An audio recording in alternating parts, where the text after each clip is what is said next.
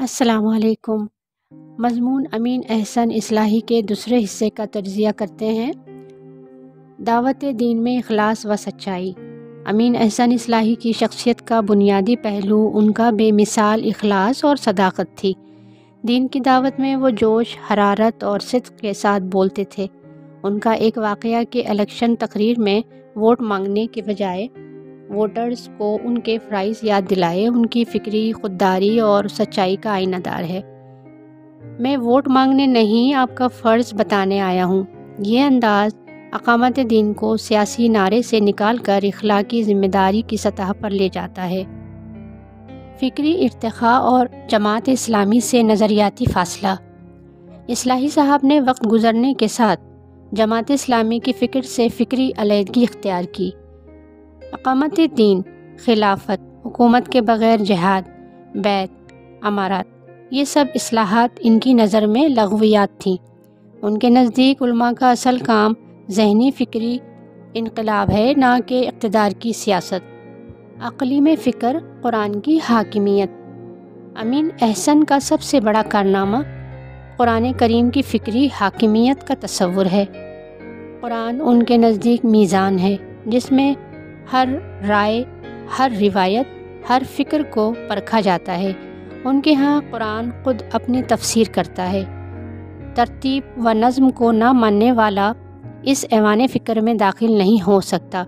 ان کے نزدیک قرآن شہر عجائب ہے، ختم نہ ہونے والے معانی کا سرچشمہ۔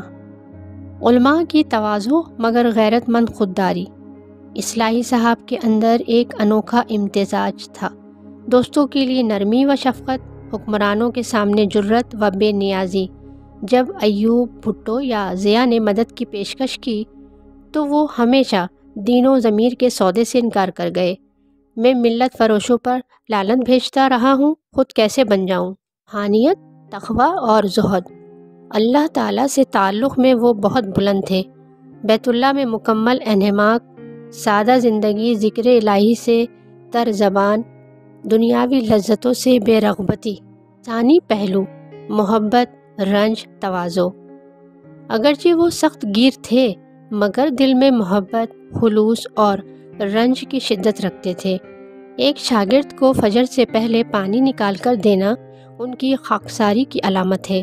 وہ مصلحت کو کبھی اخلاص پر فوقیت نہیں دیتے تھے، جس سے بعض انہیں خطرناک بھی سمجھتے تھے۔ قلم کی بے بسی۔ غامدی صاحب کا اعتراف۔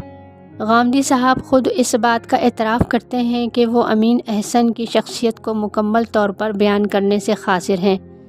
ایسی شخصیت کا مرقع کھینچنے کے لیے شاید امین احسن جیسا ہی قلم درکار تھا۔ وسیع علمی نظر۔ صرف مفسر نہیں، مفکر بھی۔ وہ صرف عالم دین نہیں تھے بلکہ قانون، سیاست اور تہذیب پر بھی ان کی گہری نظر تھی۔ ان کے ساتھ بیٹھ کر اہل علم بھی بہت کچھ سیکھ سکتے تھے۔ امین احسن اصلاحی ایک ایسی ہمہ جہت شخصیت تھے جنہوں نے اپنی زندگی قرآن کی فکر، سچائی، تواضع، خودداری اور اخلاص کے ساتھ بسر کی۔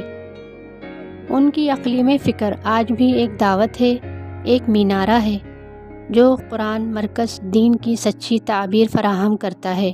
ان کا کردار، ان کی فکر، ان کا زہد اور ان کی بے نیازی ایک ایسے عالم کی تصویر پیش کرتے ہیں جس نے دنیا کو بدلنے کی نہیں بلکہ دلوں کو جگانے کی کوشش کی۔ امین احسن اصلاحی رحمۃ اللہ علیہ نہ صرف ایک عظیم مفسر تھے بلکہ ایک جرأت مند مفکر بھی تھے، جنہوں نے دین کی اصل روح کو سمجھا، جیا اور بے خوف ہو کر بیان کیا۔ ان کی زندگی علم، اخلاص اور فکری استقلال کی ایک روشن مثال ہے۔ آئیے ہم بھی علم و عمل کی وہی راہ اپنائیں جو حق کے لیے بے مصلحت ہو، اور دین کو صرف اقتدار کا وسیلہ بنانے کے بجائے ایک فکری و اخلاقی انقلاب کا ذریعہ بنائیں۔ اگر آپ کو یہ تجزیہ پسند آیا ہو تو ویڈیو کو لائک کریں، دوستوں کے ساتھ شیئر کریں اور مزید علمی و فکری گفتگو کے لیے ہمارے چینل کو سبسکرائب کریں۔